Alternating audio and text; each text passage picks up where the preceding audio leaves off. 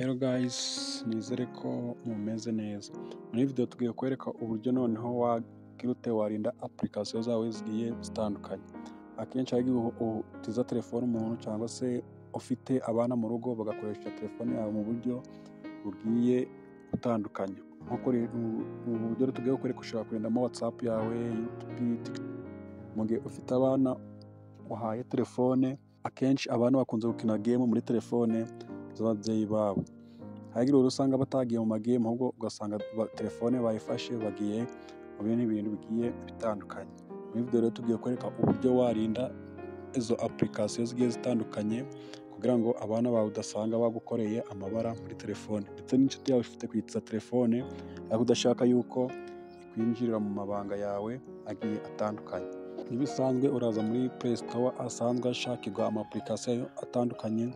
Ku bafite iPhone bakoresha App Store, rero tugiye gukoresha Play Store.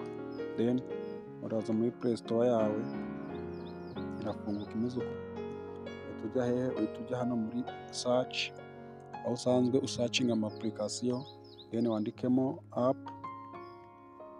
app lock, then nyuma ya lock wongereho inyuguti ya za. Okay, nguku niko uri bugute, niko uri bubyandike, wandikamo nguku. Okay, wandikamo nguku niko uri bwandike hehe? Muri search ya Google Chrome yawe.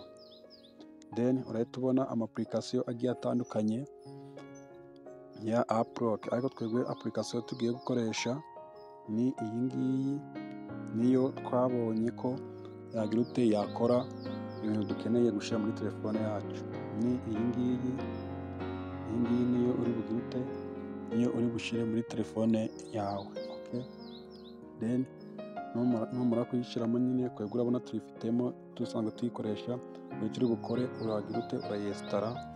Then numara kuyestara icyo uri bukore urahita ukanda hano handitse open, then iraza ifunguka imeze gutya. Urategereza gatoya bigira ute bize kurodinga. Urabona ni ya app lock, none inyuma hariho inyuguti ya za. Then urategereza gatoya ifunguke ndetse igire na access hehe muri telefone yawe. Okay,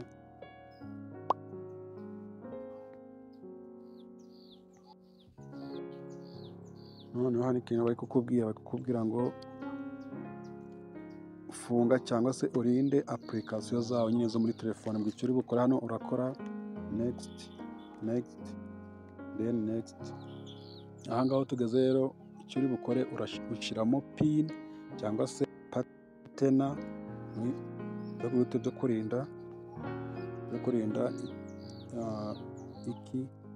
Urabona hano baguhitishamo pin cyangwa se patena kugira ngo ubashe kurinda iki y'ama application yawe. Iyi pin cyangwa se patena ushyiramo itandukanye na ya yindi usanzwe ufite muri telefone. Niko twegure reka duhitemo gushyiramo pin kugira ngo itandukane n'iki na password isanzwe iri muri screen yacu. Okay, reka dushyiremo pin.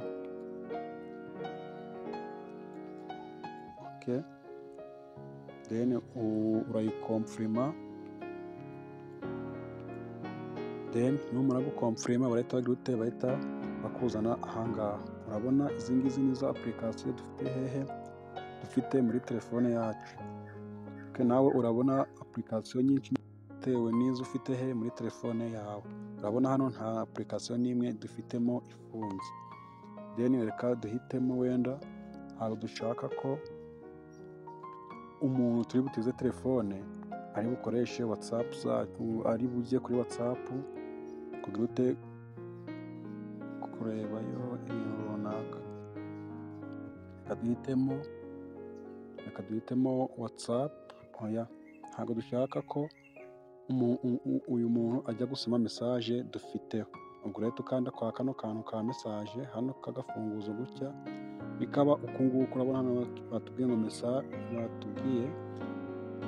Okay, urabona kabaye ubururu, kabaye ubururu ni akangaka.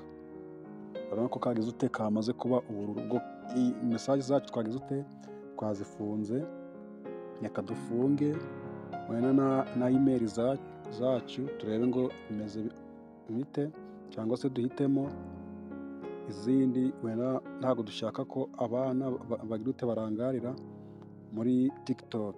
Okay, TikTok nayo turagute turayifunga. Urabona ko kuri TikTok twagize ute twayifunze, na YouTube reka tugute tuyifunga. Hano ni mu gihe wenda umubyeyi ashaka guhereza umwana telefone ye ngo akoreshe cyangwa se ngo akineho amagame, ahako akaba adashaka ko yakoresha izi social media. Nibyo turi kukwereka hano rero. So ngwibutse niba uri kubona iyi video hari ikintu gufashe nkawe nk'umubyeyi cyangwa se umuntu ushaka kwenda telefone yawe ko bayinjiramo uko bishakiye, kora subscribe kandi ukunze ngo ujye ubasha kubona buri update yacu twagize twashizeho. Then indi application wenda dushatse gufunga ni WhatsApp. Okay, urabona nayo yagize yabaye locked cyangwa se twayifunze. None reka tuverifie turebe ko ibyo twakoze koko byagize byakunze. Okay, reka tugire turabona turahera hehe, turahera hano kuri message. Okay, turahera hehe hano kuri message kugira ngo turebe ko byakunze. Turayikanda, urabona tukikanda batubwira gushiramo ya pin twashizemo kugira ngo tubashe kwinjira muri message tugize dufitemo. Urabona ko tukimara kwandikamo then message zihita zifunguka.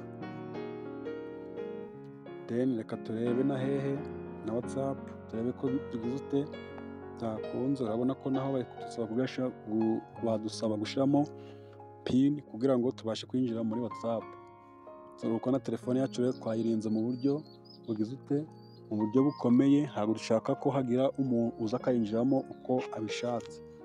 So guys, reka ngwibutsa gukora subscribe no gusharinga iyi video ku bantu bagize bagiye bayikeneye, buzi iki kibazo bakikubajije uburyo barinda telefone yabo cyangwa se application bakoresha kugira ngo batabasha kwinjirirwa n'abantu runaka. Reka tuze kubana muri video iza gukurikira. Ciao ciao.